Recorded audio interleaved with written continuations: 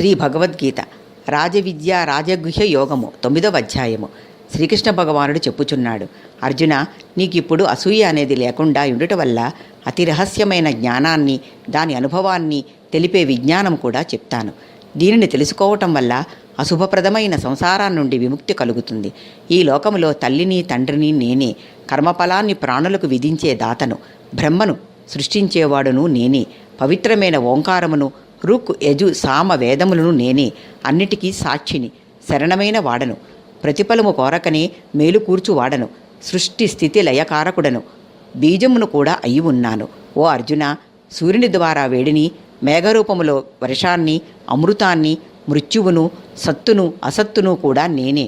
ఎవరు పరిశుద్ధమైన మనస్సుతో భక్తితో నాకు పత్రాన్ని కానీ, పువ్వును కానీ, పండును కానీ, నీటిని కానీ సమర్పిస్తూ ఉంటాడో, ఆ విధముగా భక్తితో సమర్పించిన దానిని నేను స్వీకరిస్తూ ఉంటాను.